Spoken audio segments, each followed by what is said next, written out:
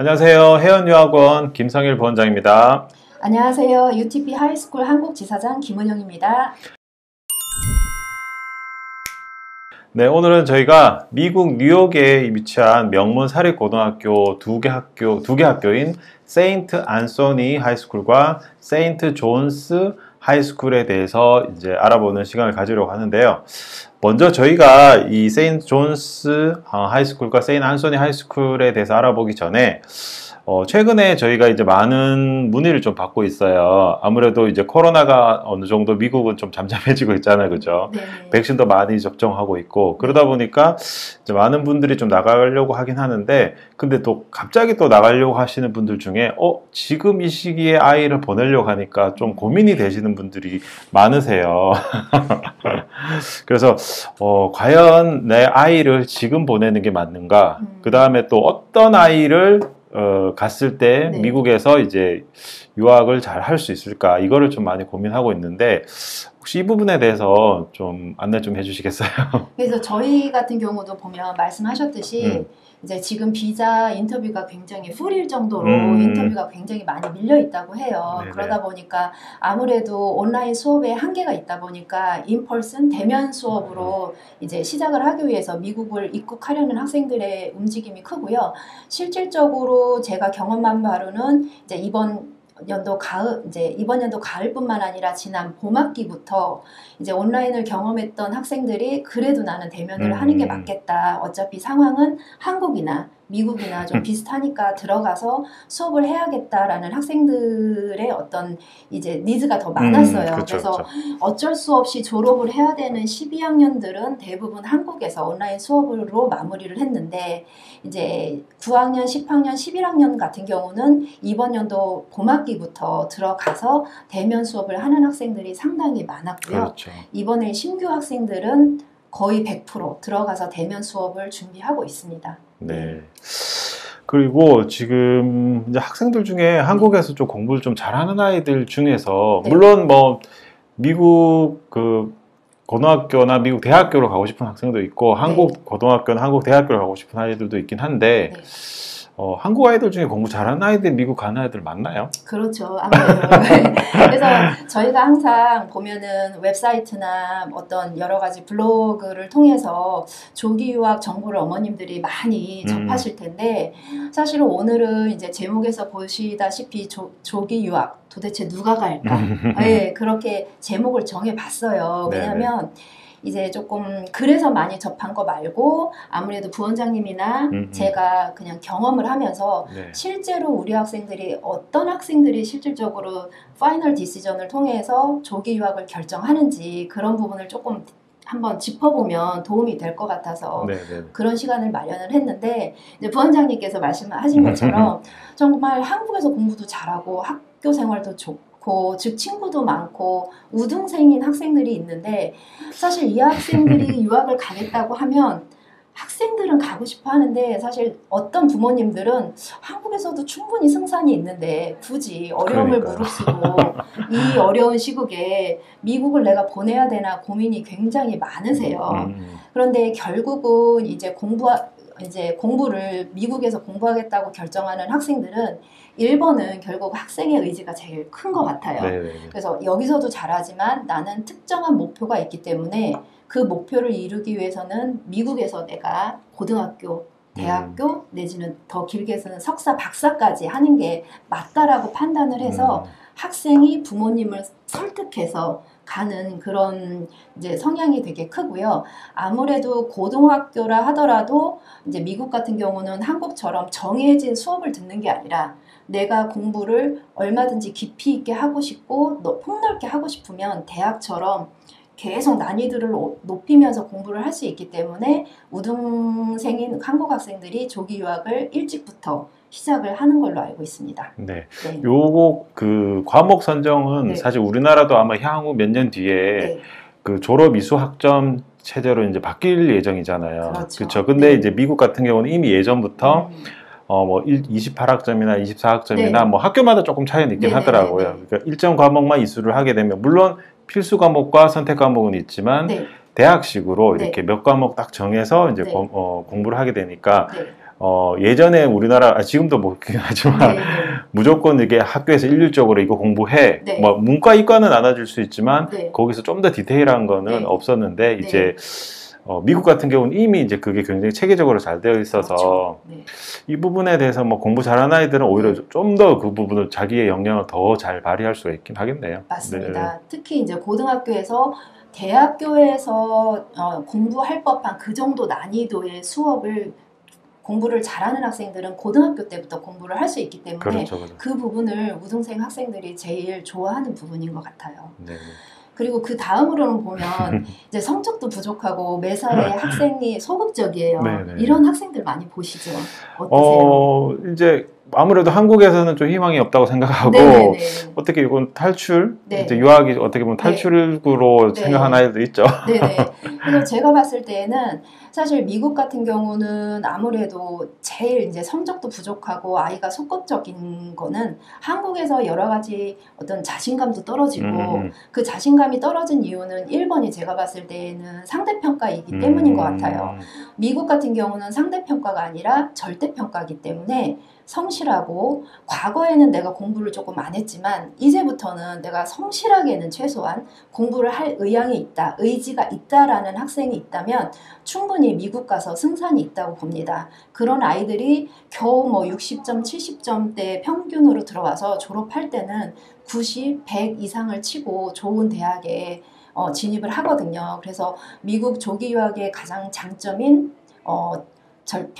상대평가가 아니라 절대평가이기 때문에 우리가 조금 부족한 학생들도 충분히 기회가 있다라고 이제 생각이 됩니다. 요거는 아무래도 저희 학생들이 물론 이제 네. 대다수 학생들이 사실 공부를 좀 네. 하는 학생들이 사실 오기는 해요. 네. 근데 그 중에서도 네. 일부 학생들은 한국에서 조금 가능성을 약하게 보고 네. 이제 미국에 가서 네. 잘할까 굉장히 걱정하면서 갔는데 막상 네. 가보니까 네. 굉장히 자신감도 생기고 그렇죠. 성적도 한국보다는 훨씬 뛰어나게 맞아요. 잘 받는 학생들이 생각보다 네. 많더라고요. 그리고 부원장님도 이제 경험을 많이 해보시겠지만 저 같은 경우도 어머님도 그렇게 믿으세요. 우리 아이들이 안 해서 그렇지 하면 잘한다. 그렇죠. 근데 제가 봐도 그런 것 같아요. 그리고 특히 한국 학생들이 사실 아무리 공부를 안 해도 기본적인 이제 학업력이 있다 보니까 마음만 먹으면 전 과목에서 갑자기 우등생이 되기는 조금 힘들겠지만 내가 조금 관심 있고 한두 과목이라도 좀 잘하는 과목이 생기면 그걸 기반으로 해서 다른 과목도 같이 끌어올리는 그런 경향을 많이 보거든요. 네. 그렇기 때문에 어떤 이제 절대평가에 그런 힘을 입어서 학생들한테 기회를 줄 수 있는 게 미국 조기 유학의 어떤 장점이 아닐까 생각을 합니다. 네네. 네.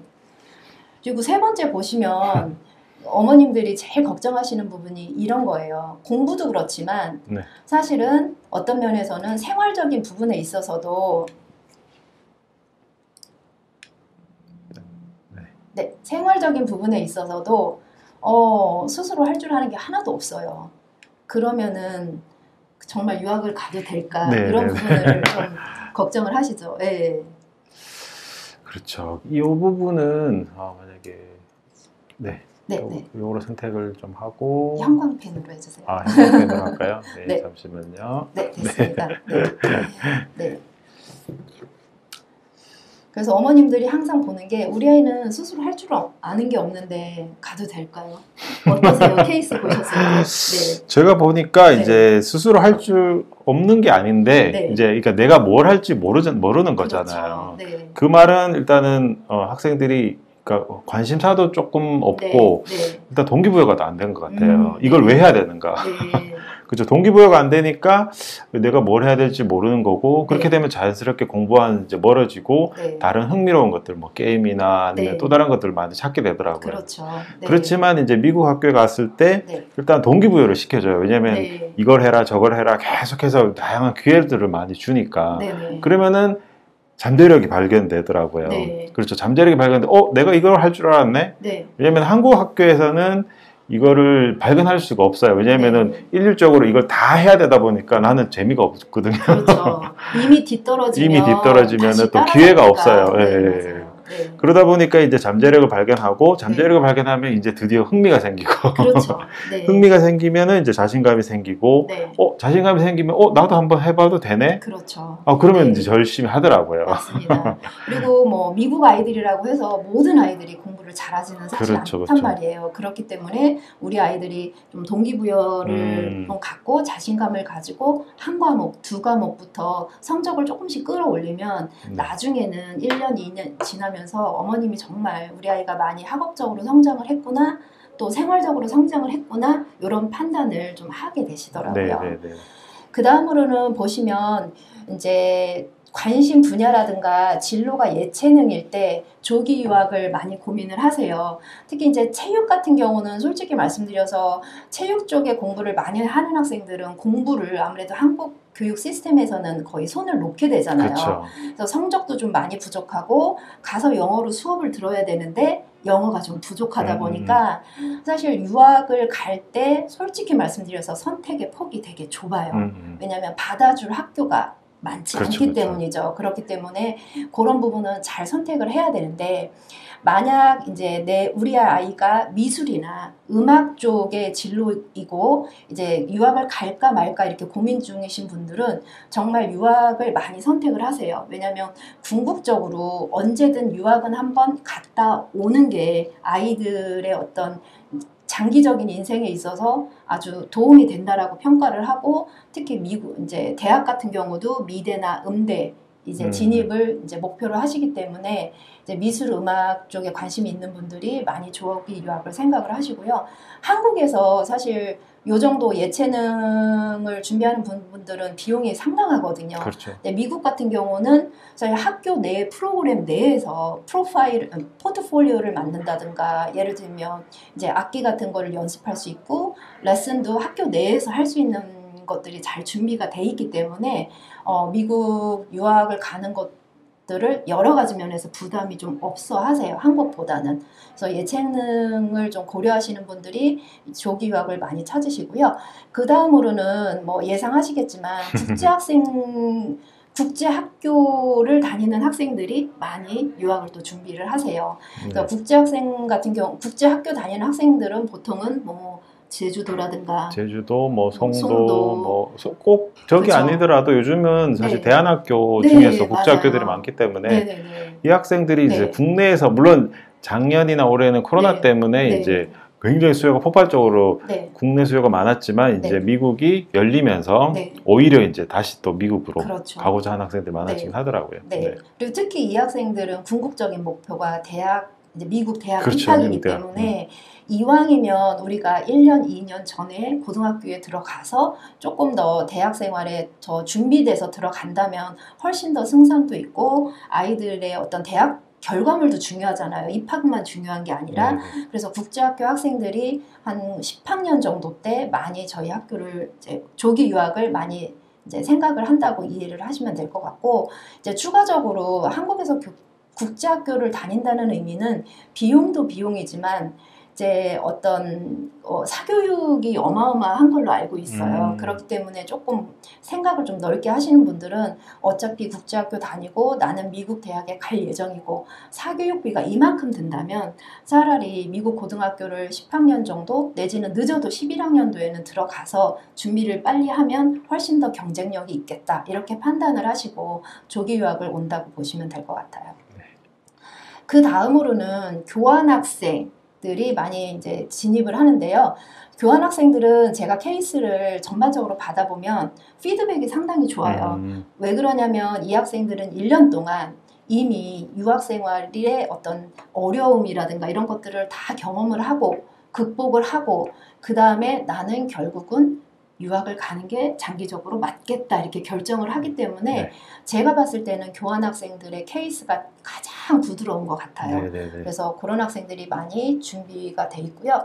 그 다음에 이제 그 다음으로는 미국 조기 유학을 왔을 때 아무래도 대학 입학의 그렇죠. 기회가 이게 최종 목표. 상당히 폭넓죠. 한국에 비해서. 그래서 어떻게 생각하시는지요? 사실 우리나라 대학이 물론 이제 숫자를 어떻게 그 통계를 따지느냐에 따라 다를 수 있기는 하겠지만 뭐 평균 한 100에서 150개 그렇죠. 네. 정도를 4년제로 볼 수 있는데 네. 사실 미국은 그거의 한 10배 이상이 되잖아요. 한 네. 물론 4년제만 했을 때 한 네, 1,500개 이상이라고 얘기하긴 하더라고요. 네, 저도 그렇게 알고 있어요. 근데 이제 네. 미국은 사실 주가 50개고 네. 그리고 명문 아이비리그만 해도 네. 8개고 네. 또 뭐 뉴 아이비리그도 뭐 한 10개 이렇게 하면은 네. 우리가 알고 있는 대학만 해도 한 50개 이상 되거든요. 네, 근데 네, 사실 그렇죠. 인서울에서는 우리가 알아봐야 뭐 한 10개, 15개. 예, 그거 안에서 사실 굉장히 치열하게 경쟁을 하다 보니까 네. 대부분 학생들이 거기서 네. 많이 힘들어하죠. 맞아요. 입학이 안 되니까. 어떤 분들은 이제 한국 대학보다는 미국, 예를 들면 한국 스카이보다는 미국 아이비 가는 게 더 쉽다 이렇게 생각하시는 그렇죠. 분들도 있어요. 워낙 치열하기 때문에. 네네. 네. 그래서 조금 더 많은 좋은 대학을 조금 더 쉽게 폭넓게 선택해서 갈 수 있다는 그런 장점이 있는 것 같아요. 네네. 그리고 제가 봐도 이제 미국의 어떤 교육 커리큘럼이 각 학교마다 예를 들면 100위권에 가든 120권에 가든 30위권에 가든 50위권 가든 굉장한 차이가 없단 말이에요. 그렇기 때문에 어느 학교를 한 100위권 정도 안에만 진입을 한다면 아니 한 200위권까지도 사실 충분히 괜찮을까요? 괜찮아요. 왜냐면은 네네네.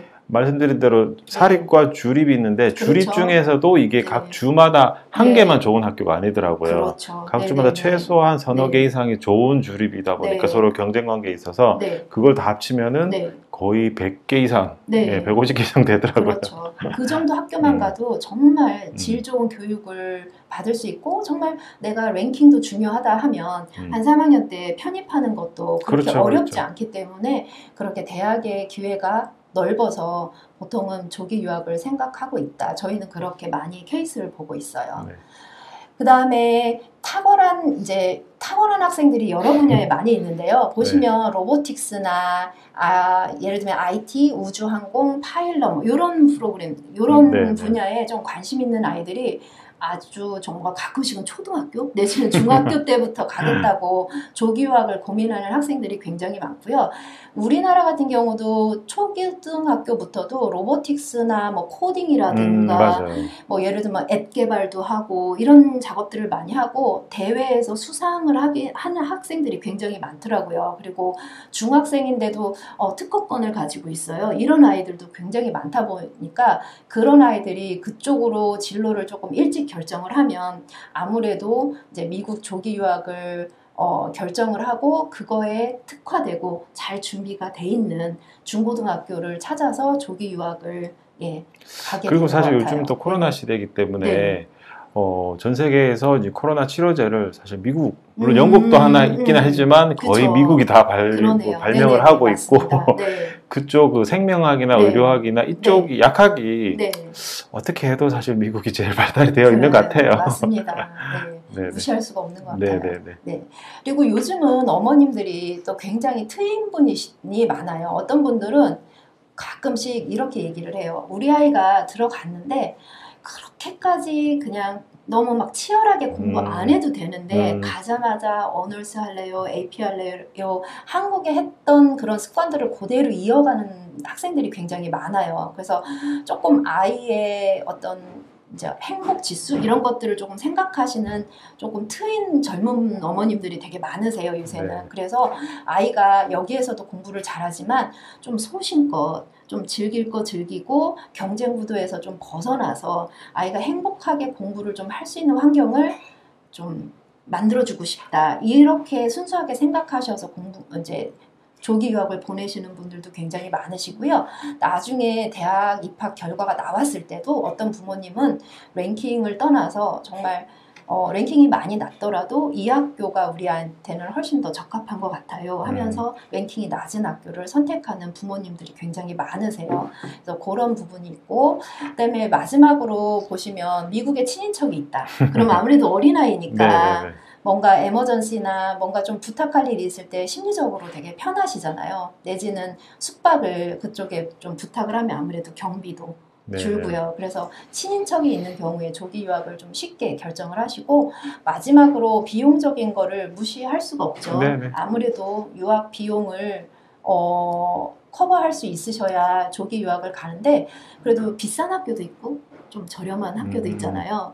경험상 그래도 유학을 간다 그러면 그래도 유학다운 유학을 가려면 대충 예산을 최소 어느 정도에서 사실 많게는 어느 정도까지 평균을 저희가 요즘 보니까 예. 거의 한 4만 불이 평균이더라고요. 네네네. 물론 네. 저렴한 학교는 2만 불도 있고 네, 3만 불도 네, 있어요. 네네. 그리고 비싼 학교는 한 7만 불, 뭐 그 이상의 학교들도 있긴 그렇죠. 하죠. 네네. 근데 이제 한 4만 불 네. 정도 생각하시면은 내가 네. 선택할 수 있는 학교는 네. 굉장히 많은 것 같아요. 그렇죠. 그래도 뭐 3년, 4년의 음. 유학생활을 생각을 하고 비용을 생각하는데 이거를 너무 물건처럼 너무 저렴하게 가다 보면 투자한 시간과 그런 노력들에 대한 보답을 못 받는 그런 그렇죠. 학교도 있기 가끔 때문에 이제 어머니들 중에 네. 한 2만 불대 학교를 가셨는데 네. 막상 가보니까 거기 AP도 없고 그렇죠. 활동도 좀 부족한 부분들이 네네네. 많고 나중에 이제 학생 성적은 나쁘진 않았는데 네.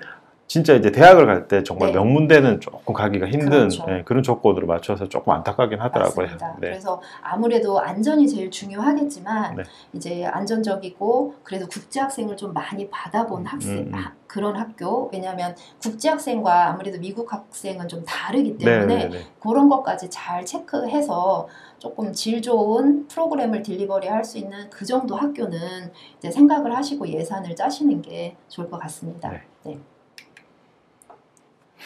자, 그 다음으로는요, 제가 성공적인 미국 조기 유학을 위한 팁이라고 얘기를 했는데, 사실은 이제 정답은 없는 것 같아요. 네네네. 그래서 제가 어떤 얘기를 해드리면 가장 도움이 될까라고 고민을 해보다가, 제가 그래도 조기 유학 분야에 한 8년 정도 이렇게 UTP 한국재단 한국지사장으로 일을 하면서, 그래도 우리 학생들이 제일 관심 있어 하면서 저한테 문의도 좀 하고 부모님들이 질문을 많이 한 것들 위주로 제가 몇 개 추려봤습니다. 그래서 제가 말씀드리는 게 정답도 아니고 일반 보편적인 거는 아닐 수 있지만 그래도 제가 8년 동안 이런 조기 유학 업계에 있으면서 그래도 좀 알고 계시면 좋은 것들을 좀 묶어봤거든요. 그래서 그런 것들을 좀 설명을 드리겠습니다.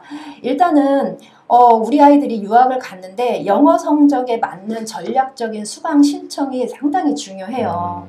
왜냐하면 우리는 한국 사람이기 때문에 영어를 잘하지 못한단 말이에요. 요즘은 잘하는 아이들도 있어요. 그렇죠? 네. 토플 뭐 100점, 110점 이렇게 바로바로 가져오는 학생들, 국제학교 다녔던 학생들, 트랜스퍼하는 학생들 이런 학생들은 기본적으로 걱정할 분이 없는데 처음 유학을 갔는데 우리 학생이 너무 우수하다고 해서 바로 잉글리시, 사이언스, 히스토리, 세컨 랭귀지 이쪽을 다 잘해야 나중에 내가 대학을 잘 갈 수 있다라고 생각을 하고 또 어떤 어머님은 최소 AP 6개에서 8개는 반드시 들어야 좋은 대학에 갈 수 있습니다. 네. 영어에 상관없이 이런 데 갈 수 있게끔 좀 무조건 넣어주세요. 이런 분들도 계시거든요.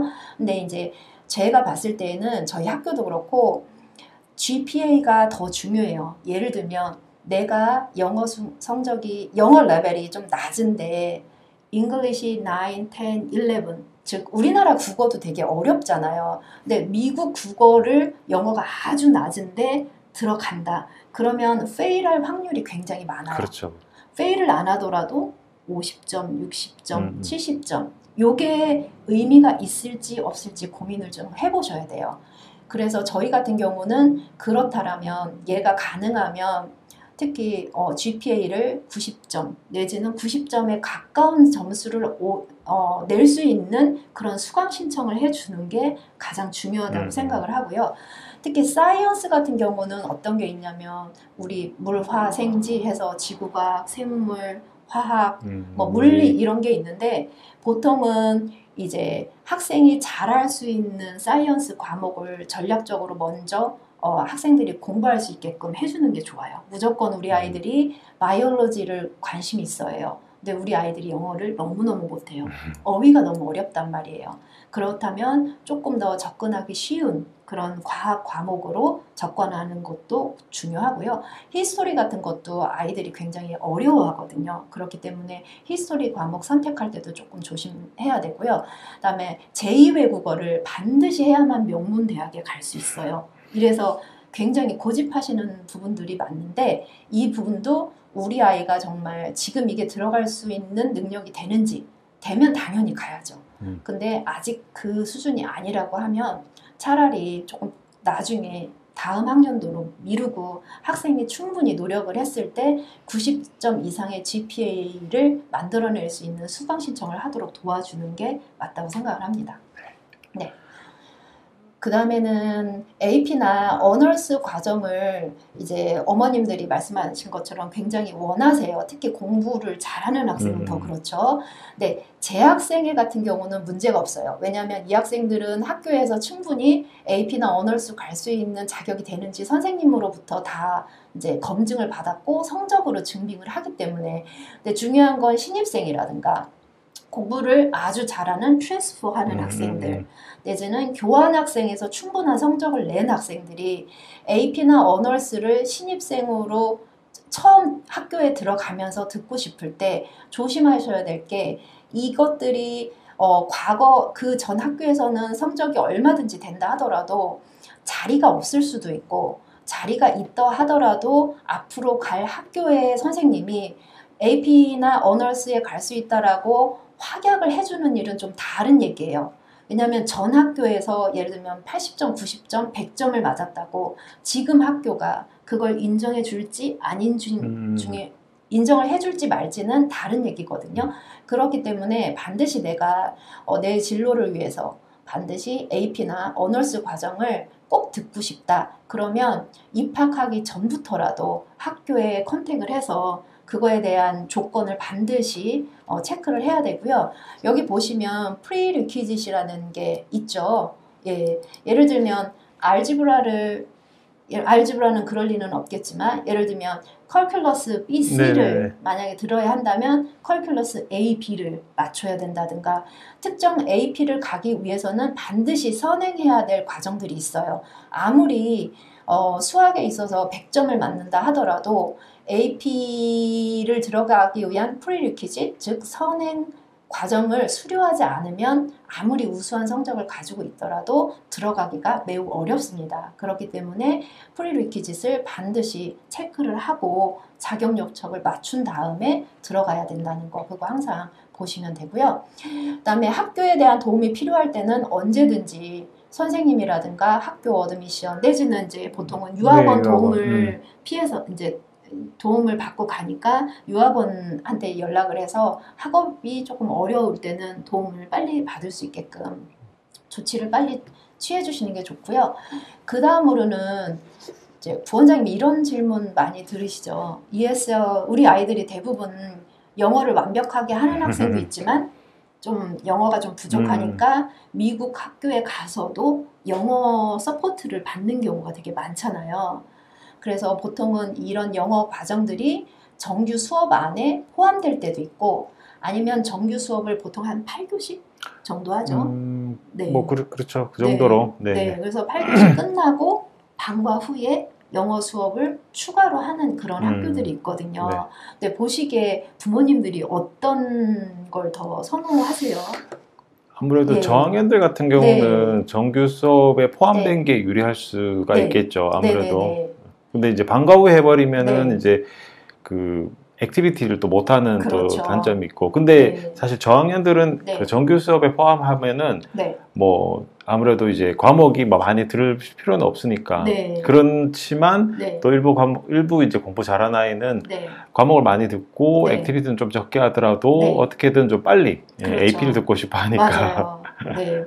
그런 장단점이 있어요. 맞아요. 그래서 이 수업이 어떤 게 더 좋다, 어떤 게 유리하다라는 정답은 없는 것 같아요. 그렇지만 우리 학생들이 대부분 영어 과정을 추가로 듣든 정규 수업에 들어가든 듣기 때문에 우리 아이한테 어떤 게 더 유리한지 내가 미국 유학을 갈 때 어떤 게 조금 더 포커스를 맞춰가지고 유학을 가고 있는지 잘 고민을 해보시고 우리 아이한테 어떤 게 필요한지 좀 고민을 해볼 필요가 있어요. 사실은 실질적으로 이게 별게 아닌 것 같지만 보통 8교시가 있으면 정규 수업에 들어간다는 얘기는 8과목을 듣는데 6과목만 정규 수업을 듣고 한 2과목은 잉글리시 클래스를 듣는 그런 의미예요. 그리고 방과 후 추가 수업을 듣는다는 얘기는 8교시 정규 수업을 다 듣고 보통 한 3시 정도에 끝나거든요. 2시 반에서 3시.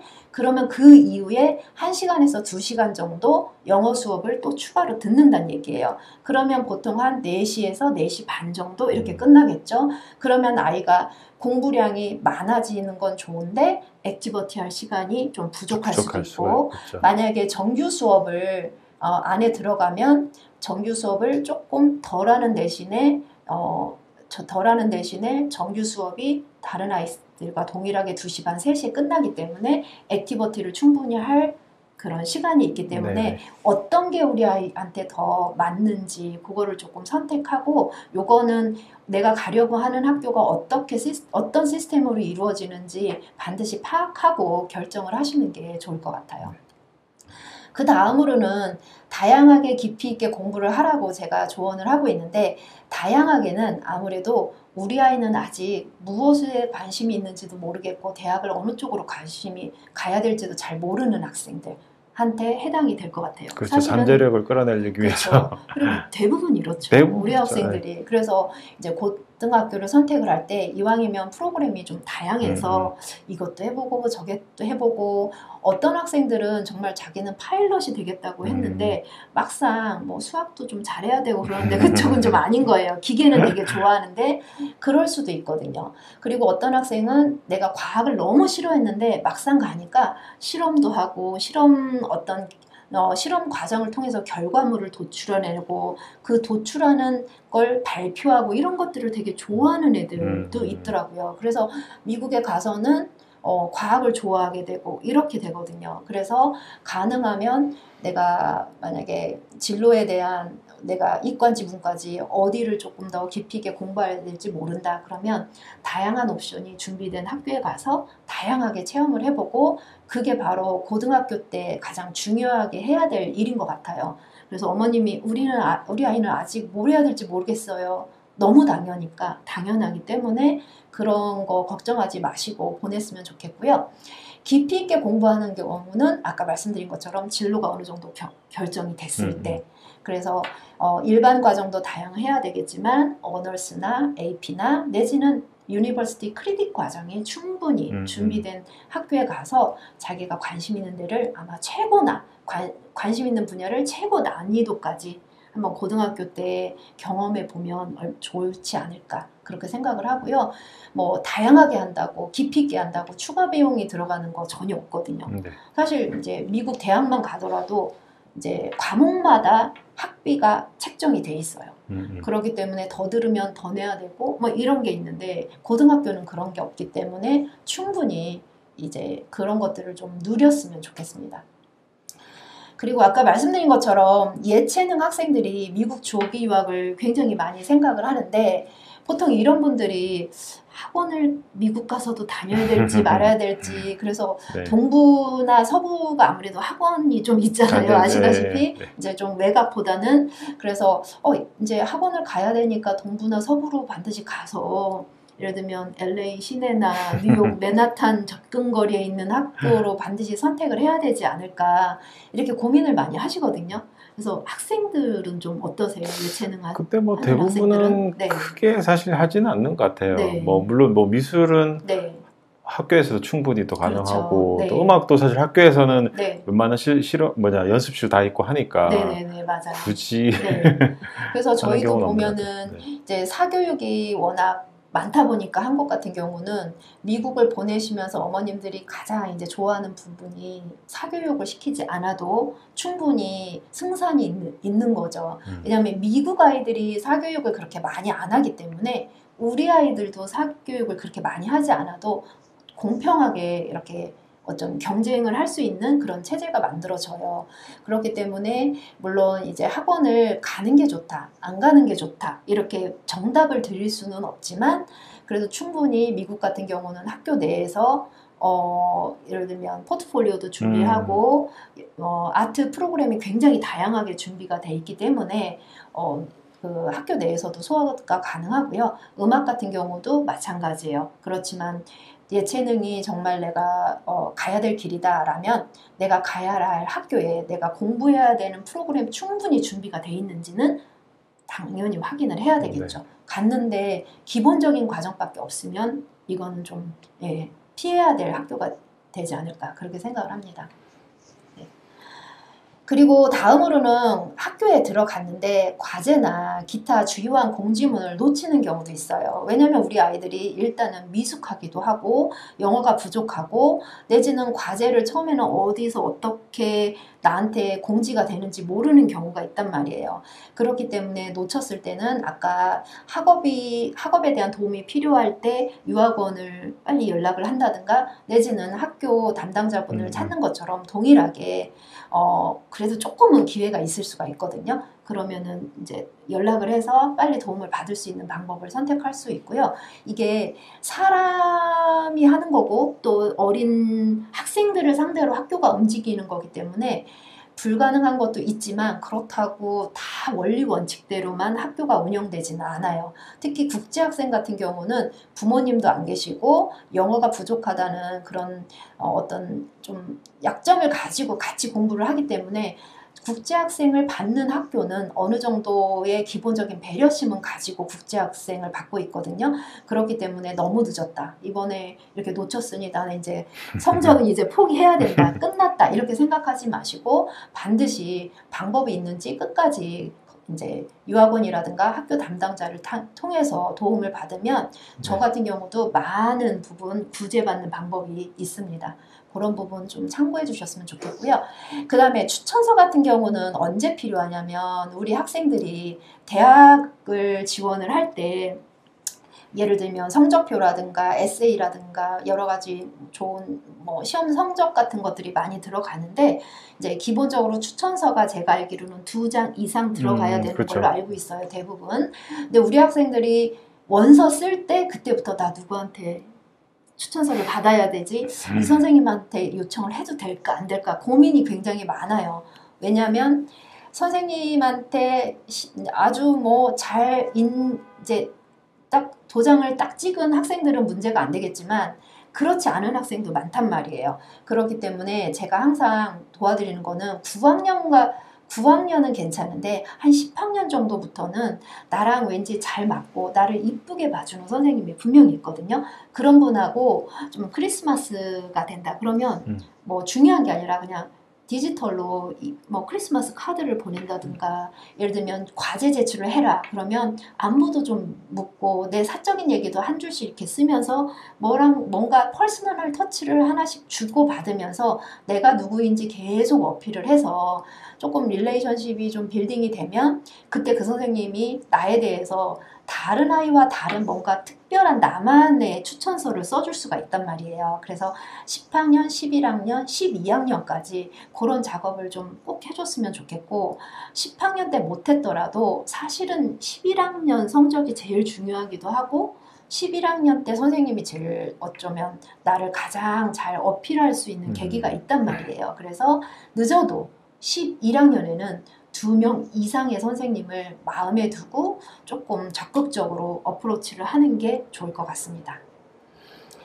그 다음에 다음으로는 컬리지 센터가 있고요. 한국유학원이라고 이렇게 제가 써놨는데 이건 뭐냐면 우리 학생들이 12학년을 이제 올라가서 보통은 11학년 말부터 원서를 쓰죠. 그렇죠. 네. 11학년 말부터 거의 12학년부터 이제 본격적으로 그렇죠. 쓰고 본격적으로 쓰는데 도대체 나는 유학원한테 도움을 받아야 되는지 보통 대부분의 학교들은 컬리지 센터가 있어요.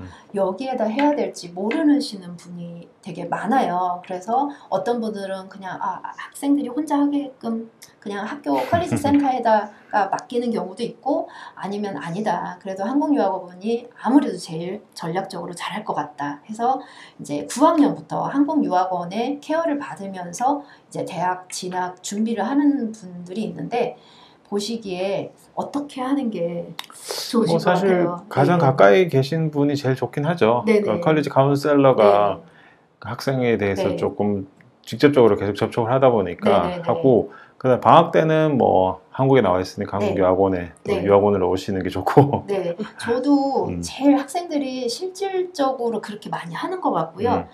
뭐 상황이 그렇게밖에 될 수가 없는 것 같아요. 그래서 보통의 학교들은 컬리지 센터에서 보통 대학을 가려면 어떤 준비가 필요하고 어떤 서류가 필요하고 예를 들면 커먼웹이라든가 나비앙스 이런 거 다 등록을 해서 아이디 파스워드를 다 준비하도록 그렇게 어드바이스를 하는데 이제 저 같은 경우는 어떤 생각이 있냐면 컬리지 센터 도움도 받고 한국 유학원 도움도 반드시 받았으면 좋겠어요. 이유는 뭐냐면 한국 유학원에 전적으로 맡기는 학생들이 보면은 자기가 대학에 들어가긴 들어갔는데 뭘 어떻게 어떤 절차를 거쳐서 내가 왜 어떤 부분이 어필이 돼서 합격이 잘 됐는지도 모르고 합격을 하는 경우가 되게 많아요. 그게 뭐냐면 너무 전적으로 맡겨버리니까 정확한 프로세스를 잘 모르고 결과물만 얻는 거죠. 그러기보다는 사실 컬리지 센터 같은 경우는 무료이기 때문에 충분히 프로세스를 다 인지를 하고 추천 대학 리스트까지 받은 다음에 그걸 가지고 유학원이랑 상담을 해서 제가 봐도 한국 유학원분들이 워낙 전략적으로 좀 대학 준비를 훨씬 더 잘해 주시는 것 같아요. 미국 컬리지 센터보다는. 그래서 최종적으로 한국 유학원과 협의를 해서 전략적으로 대학 입시를 이제 한다면 훨씬 더 성공적인 결과물이 네. 나올 수 있을 거라고 생각을 합니다. 그다음에 GPA, SAT, ACT, TOEFL 뭐 이런 점수들 우리 학생들이 많이 갖고 있는데요. 다 중요합니다. 근데 어떤 분들이 있냐면 GPA가 중요할지 SAT가 중요할지 이렇게 고민을 좀 해보시는 분들이 있어요. 근데 부원장님과 제가 요 이제 영상을 찍기 전에 살짝 의논을 했는데 SAT도 중요하고 GPA도 중요하지만 ACT도 마찬가지고요. 그래도 내신이 아주 부족한데 SAT나 ACT 점수가 아주 높다고 해서 선택할 수 있는 대학의 리스트가 많지가 않아요. 그렇기 때문에 물론 둘 다 잡으면 좋겠지만 둘 다 잡을 수 없다면 SAT, ACT보다는 GPA, 즉 내신을 잡아서 내신 관리가 더 중요하죠. 조금 더 폭넓은 대학에 지원할 수 있도록 그렇게 하는 게 좋을 것 같아요. 그리고 인기 있는 클럽이나 액티비티 당연히 좀 폭넓게 학생들 좀 사귀어야 되니까 소속감도 있고요. 했으면 좋겠고 뭔가 문제가 생겼다 그랬을 때는 제가 항상 우리 좀 세련되게 컴플레인을 하자. 가끔씩 학교도 잘못할 수가 있어요. 근데 그렇죠. 어떤 부분에 있어서는 우리 학생들이 잘 몰라서 미국 시스템을 잘 몰라서 오해하고 컴플레인이 생기는 경우가 있거든요. 그렇기 때문에 조금 세련되게. 그 다음에 교칙은 당연히 지켜야 되겠죠. 아주 기본적인 거기 때문에 사소한 교칙을 어겨서 워닝을 받으면 좀 많이 좀 섭섭해 하더라고요. 학생들이. 막 학교랑 멀어져서 좋을 거는 없거든요. 그렇기 때문에 좀 그런 걸 추천을 드리고요.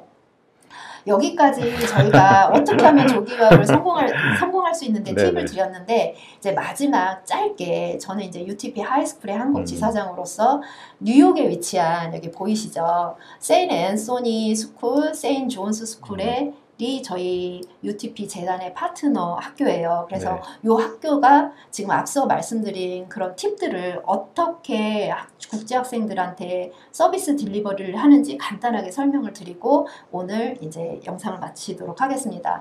저희는 뉴욕 명문 사립고등학교고요.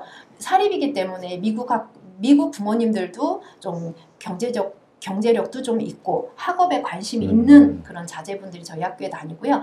여기가 맨하탄이라고 하면 저희 학교 세인트 앤소니가 이쪽 북쪽에 있고요. 세인트 존스는 이렇게 남쪽에 있어서 1시간 거리예요.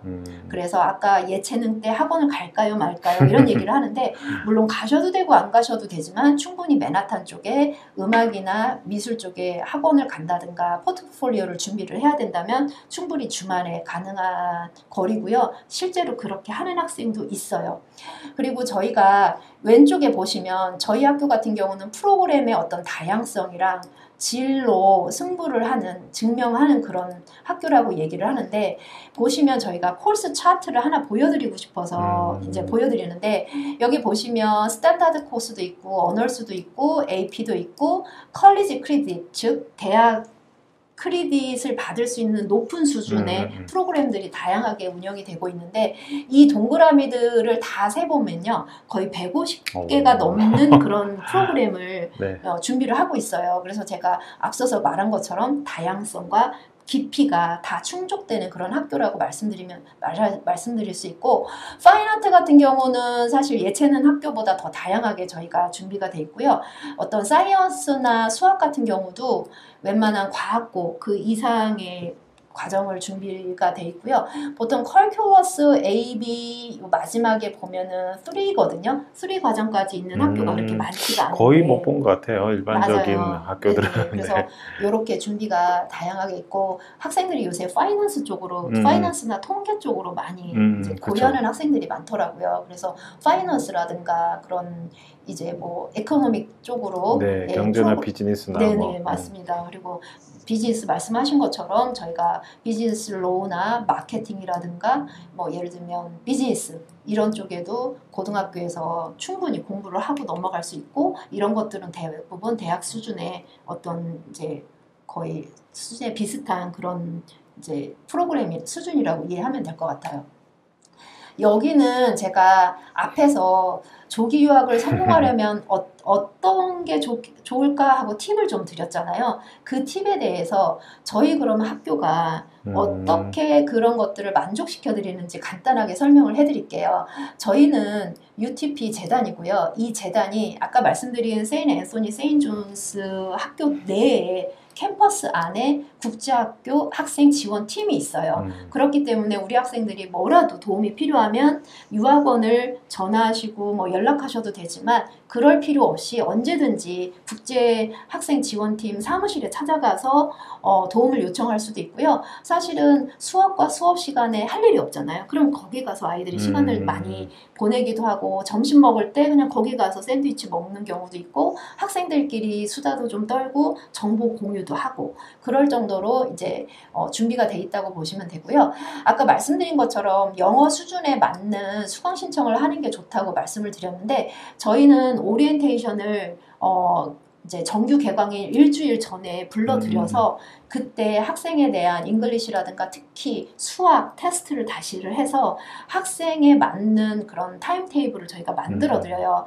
그런데 이제 학생이랑 미팅을 했는데, 만약에 조금 더 잘하고 싶은, 더 높은 과정을 가고 싶을 수도 있고, 좀 어려우니까 다운그레이드 할 수도 있잖아요. 그런 부분들을 좀 조절을 해서 저희가 수강 신청을 하고요.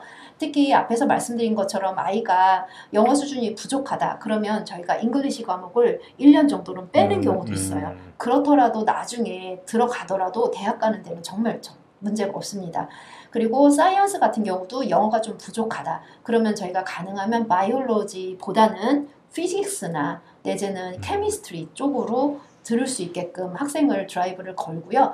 그 다음에 히스토리나 세컨 랭귀지도 마찬가지예요. 그리고 어널스나 AP 같은 경우도 아까 말씀드린 것처럼 자리 문제도 있고 프리리퀴짓이 있기 때문에 우리 학생들 그럼 어떡하지? 이렇게 좀 걱정을 하는데, 저희 UTP 같은 경우는 어떻게 하냐면, 만약에 이제 어머님이나 학생이 이제 부원장님께 연락을 주시면 저희가 미리 한국에서 AP 어널스 자리 체크를 하고요. 그 다음에 선생님을 컨택을 해서 이런 학생이 있는데 들어도 될까요? 라고 얘기를 해요. 그럼 선생님이 성적 쫙 보고 영어 레벨 보고 괜찮을 것 같은데 그러면 한국에서 테스트를 보든가 아니면 OT 기간에 별도의 테스트를 줘서 패스를 하면 AP나 어널스를 들을 수 있게끔 그렇게 도와드리고 있고요. 그랬을 때는 당연히 자리 확보를 하고 테스트를 하기 때문에 훨씬 더 학생이 안정적으로 이제 학업 플랜을 이제 진행할 수 있다라고 보시면 될 것 같아요. 그래서 요거는 어떤 거냐면, 어떤 학생이 자기는 12학년에 반드시 컬큘러스 3를 내 성적표에 좀 찍고 싶다 이런 학생이 있었어요. 그런데 이 학생이 11학년이에요.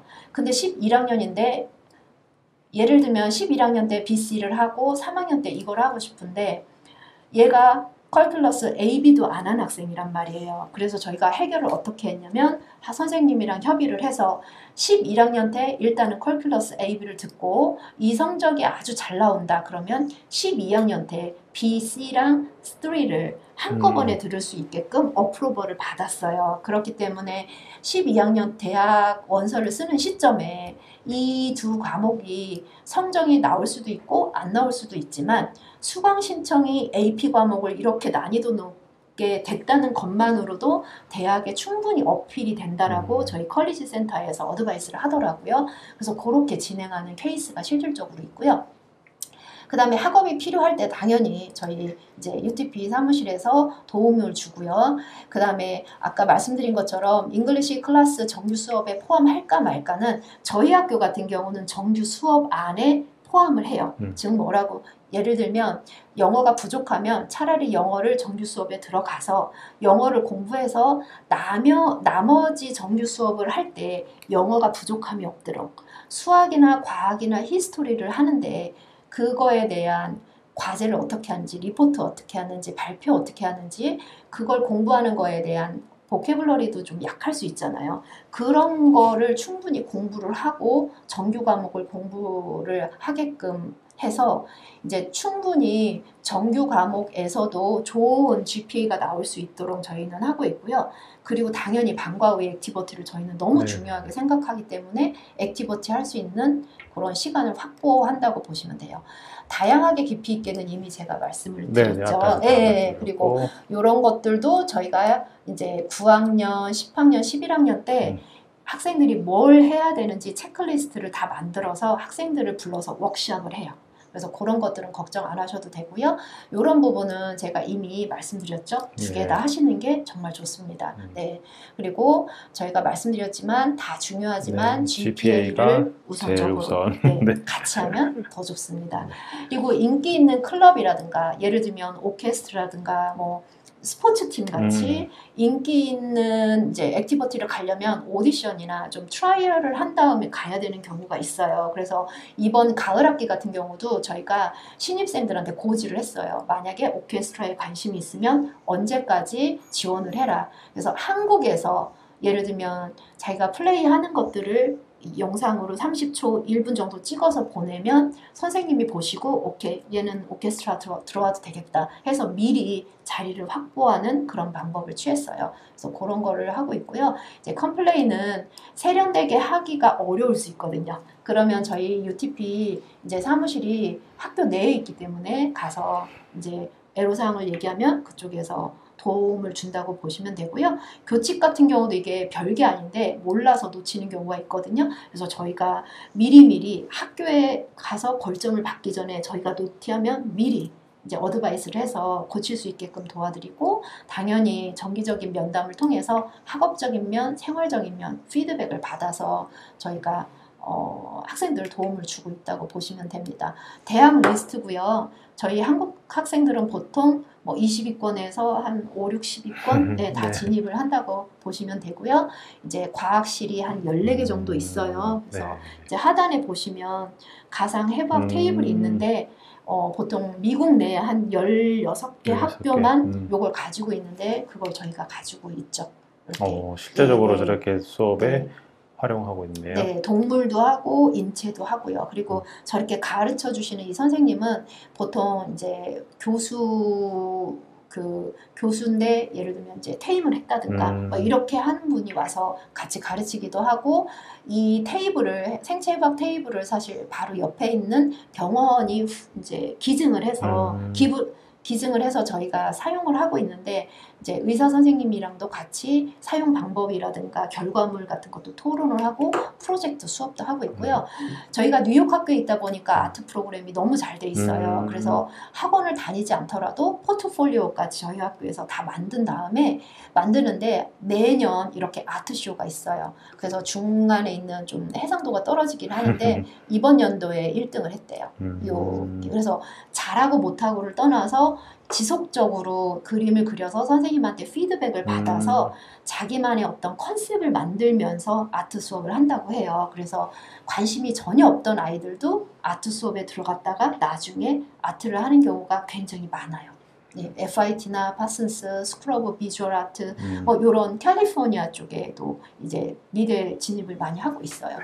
이제 오케스트라 정말 유명하고요. 저희가 오케스트라는 미국 내 최대 규모인 걸로 알고 있어요. 그래서 이렇게 유럽 공연도 하고 있고 이렇게 우리 학생들이 이제 투어를 할 수 있는 멤버가 된다는 게 얼마나 자랑스러운지 모르겠어요. 네.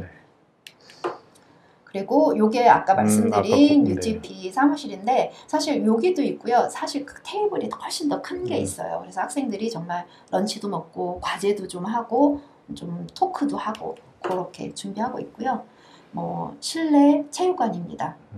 요거는 네. 사실 거의 밖에 있는 네. 일반적인 스테디움 같은 분위기인데 네. 이게 네. 실내에 있다면은 네. 거의 돔 경기장 그렇죠. 그런 분위기네요. 저도 이게 사진으로 한 번에 찍을 수가 없을 정도로 굉장히 크더라고요. 그래서 이제 여름도 덥기도 하고 겨울엔 그렇죠. 정말 춥기도 춥잖아요. 하고, 네. 그래서 실내 체육관이 정말 크고 그 어떤 체육 애슬레틱 팀이 뉴욕 내 최고이에요. 이 학교는. 네. 그렇기 때문에 스포츠 시설이 정말 잘 돼 있고 짐이라든가 트레이닝 시설도 별도로 되게 많이 준비가 돼 있고요.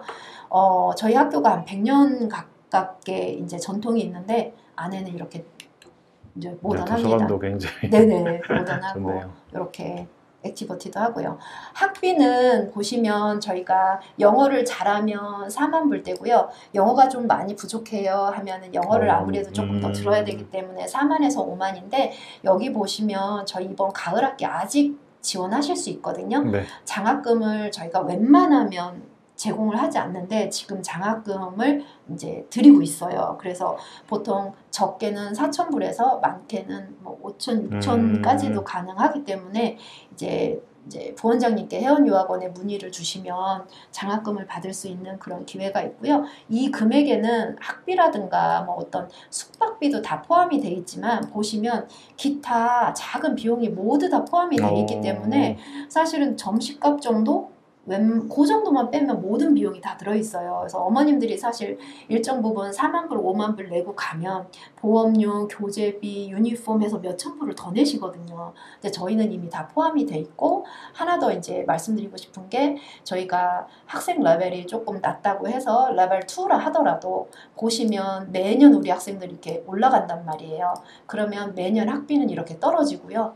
그 다음에 여기에 입학금이라든가 오리엔테이션 이제 교복 같은 게 있기 때문에 근데 첫 해만 그쵸, 첫 나빠하잖아요. 해만 되니까 네. 예를 들면 우리 학생이 뭐 4만 지금 레벨 2가 4만 9천이죠. 그렇다 하더라도 다음 연도에는 4만 5천이 아니라 4만 3천 이렇게 갈 수도 있고 토플 점수만 증빙하면요. 열심히 하니 레벨 2에서 직접 다이렉트로 가는 경우도 있어요. 그러면 두 번째 해에는 원타임 피가 빠지기 때문에 3만 9천에서 마무리할 수가 있어요. 보통 다이렉트 가려면은 네. 한 얼마 정도 해야 되나요? 토플이? 보통 토플을 보통 저희가 봤을 때 88점 정도. 88점. 네, 네, 네. 낮은 점수는 아니네. 네, 낮은 점수는 아닌데 예를 들면 항상 제가 말씀드리는 게 억지로 레벨을 올려서 예를 들면 다이렉트로 가는 게 중요한 게 아니라 내 레벨에 잘 들어가서 거기에서 충분히 GPA를 끌어올려서 그 다음 연도에 아주 그림 같은 수강 신청을 하는 게 더 맞다고 생각을 해요. 그리고 이제 보면 레벨 1이랑 레벨 2의 학비가 한 3, 4천 불 정도 차이 나는데 네네. 1년 정도만 그리고 또 장학금을 받으면 네. 그 정도는 다 충분히 커버할 수 있거든요. 커버되겠네요. 네. 그러니까 1년 정도만 그렇게 이제 투자를 하시고 다음 연도에 3만 9천에 그냥 이렇게 좋은 학교를 마무리할 수 있다면 매력적이지 않을까 그렇게 네. 생각을 됩니다. 네. 네. 자, 오늘은 네. 저희가 이제 뭐 UTP 그 뉴욕 쪽에 있는 두 학교에 대해서 좀 간단하게 알아보는 시간 가졌고 전반적으로 조기유학에 대한 알아보는 시간 좀 많이 가졌었는데 네.